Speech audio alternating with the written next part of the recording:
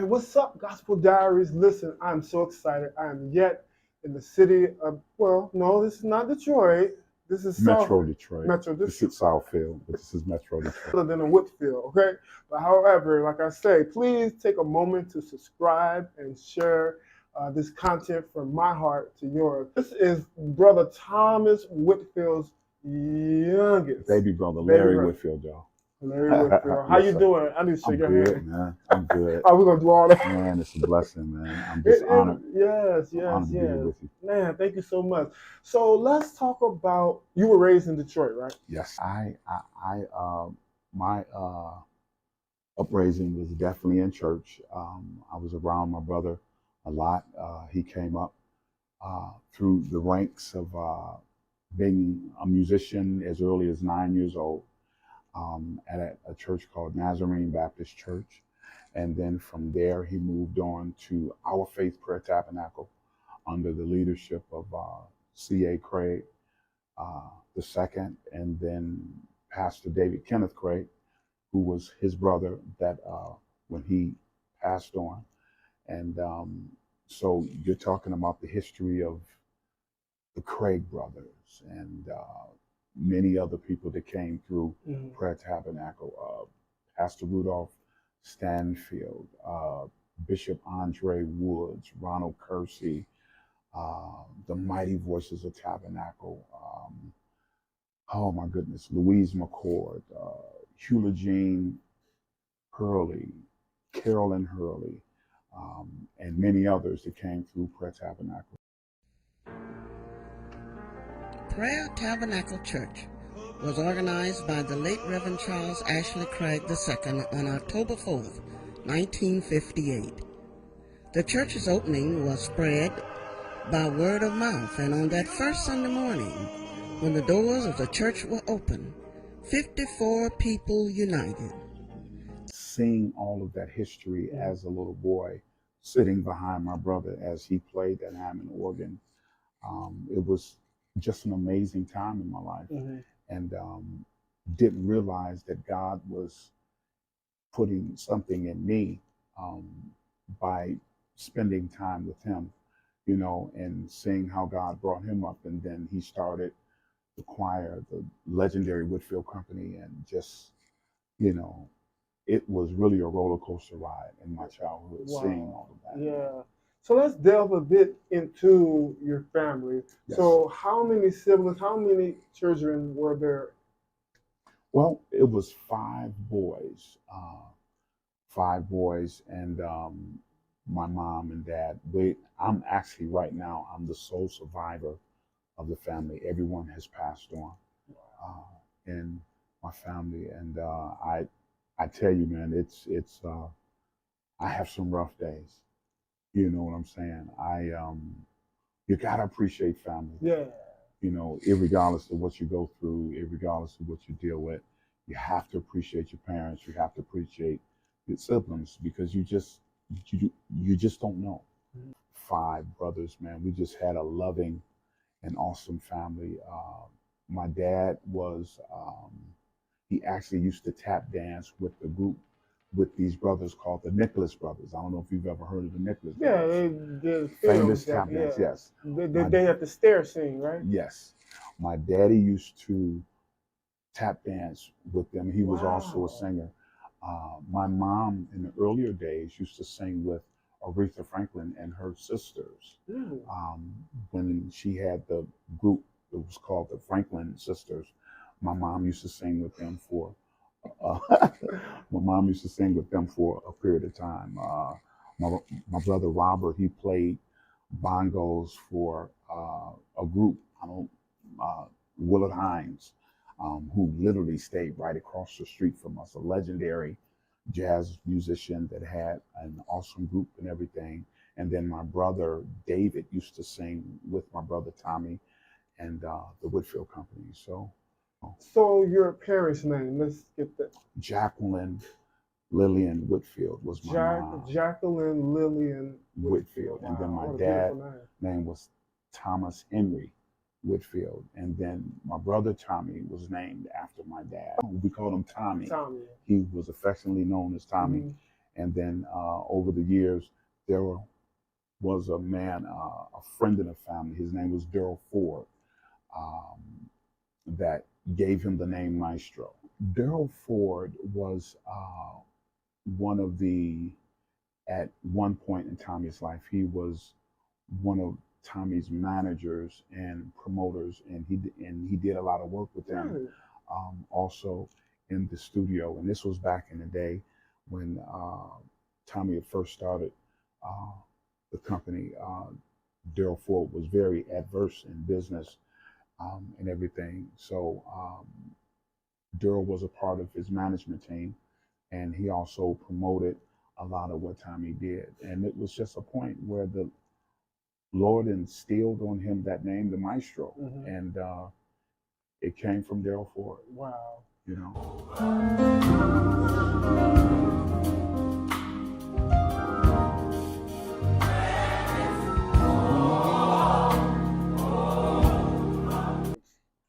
Always practicing. Really? Always at church. Mm-hmm. Always practicing. Mm-hmm. And always at church. That's all I remember. What was the age difference? Well, Tommy and I are 10 years. And Okay. April is a significant month because April 30th, Tommy would have been 69 April 30th, which is this coming Sunday. Um, I'm 10 years from him, so I just turned 59 April 16th. So April 16th, I turned 59. April 30th, he would have been 69. So we're 10 years apart. He used to take me everywhere with him, to the point to where Older brother. people Mm-hmm. thought that I was his son. Really? Because we looked so much alike Mm-hmm. in the earlier days. Tommy and I looked so much alike, and people thought that I was his son. But he took me to the recording studio with him. He took me to church with him on those Sunday nights where we was at church late, and we would get home at 12 and 1 o'clock in the morning. And I remember my mom being upset because I was the one that had to go to school in the morning. But I didn't care. I just enjoyed being with my brother. Mm-hmm. You know, I enjoyed him taking me, just seeing so much legacy in the city of Detroit, man. I mean, Detroit had so much rich history of gospel music, and he played for so many people and recorded so many people. I mean, we're talking Vanessa Bell, we're talking Yolanda Adams' first album when she was a school teacher and no one knew who she was. Oh, SOG. You know, the Just As I Am album.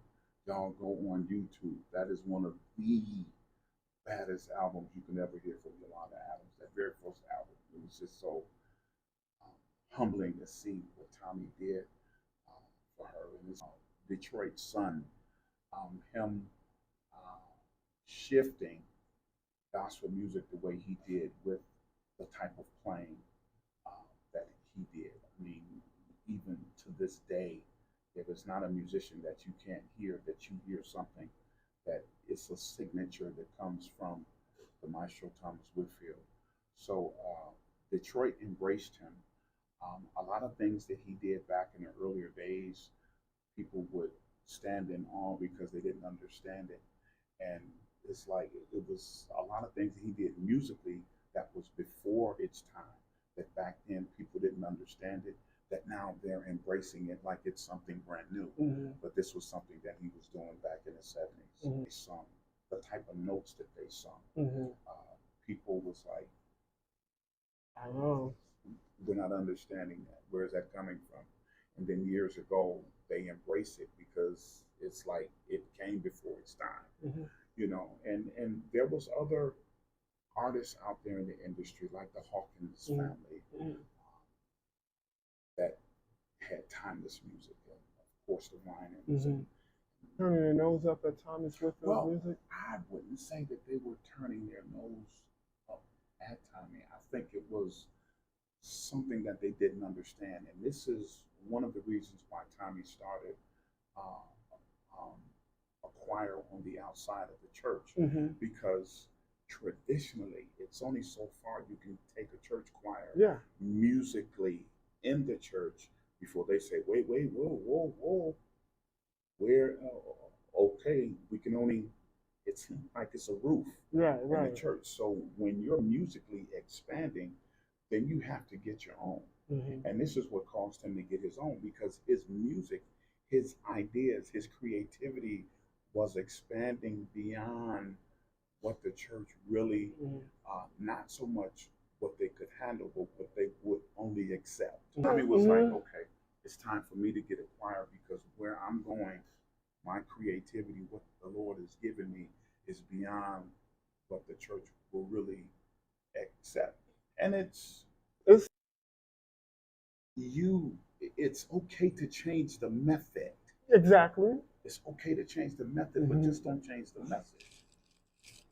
That's all. I've been saying that. I've been saying that very thing. The essence of that. The message. The throwbacks on the WVTC Oh yes, network. please. Catch it every Sunday at 5 p.m. This Sunday, I got Pastor Tolan Morgan, so make sure you catch it. But anyway, I had a guest on, and he was at a restaurant. His name is Blue, y'all. Artist. Blue Lucas and Music. Oh yeah. Yes. I had him on just last week, and he was talking about how he was in a restaurant, and he had on his jeans. You know how they have the jeans, the ripped jeans and stuff and everything, you know, and he had on his shirt and everything, cap turned to the back and everything. And some girls had came in, and they were conversating and everything. And then he's having a concert this upcoming weekend, and he was telling them about, he was asking them what they were doing. It was like, well, you know, we going to the club, blah, blah, blah, blah, blah, blah. He was like, well, you know, why don't y'all come and hang out with us? You know, long story short, the girls thought that he was referring to another club that they was going to. It was like, well, what club you going to? They was like, no, we go to church. Right. It was like, what? You go to church dressed the way you were dressed? And that was an opportunity for him to minister in the realm of the dress that he had on. He had on ripped jeans. Right. They are not used to seeing church folk in that manner. So that was a method that was changed, but he was still able to share Jesus Christ. And I believe that they're coming to his concert this weekend. He was able to minister the fact that, hey, we're in church, I'm a musician, why don't y'all come hang with us and enjoy this kind of music this weekend? Exactly. Yes. What was the first recording?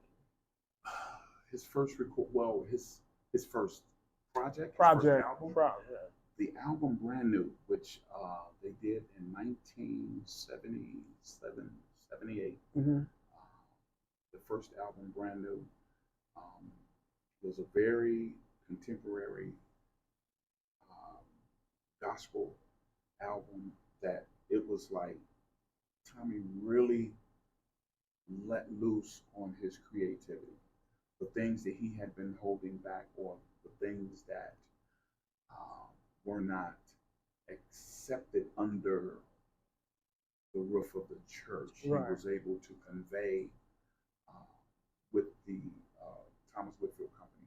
One thing that really made the Thomas Whitfield Company creative is that some of their songs, like he did a particular concert where the choir was like dressed up in biblical costumes, because Tommy was an anthem writer, and he wrote this particular anthem called Hero Israel, and he did a concert, and the choir was in biblical costumes. I believe they had a couple animals on stage to really convey the song. So the company was very creative in the songs, in conveying what they were singing. You love Andre Crouch. I have a slew of albums from his collection that he listened to these various artists. Really? From Tremaine to Lynette Hawkins. Man, he loved the Hawkins. He loved the Hawkins. He loved the Hawkins. You know, and just a lot of other artists that he supported. Not only the ones that he produced, but there was other artists that he just supported them. He was so close to Milton Brunson and the Thompson community singers, the Whitfield Company. Many people back in the day tried to pin them as a competition, but it was never like that. You know what I'm saying? We came back in a day where if Milton Brunson was having a major event and maybe it fell on the same day that the company was, then Tommy would change his date and go support Milton Brunson.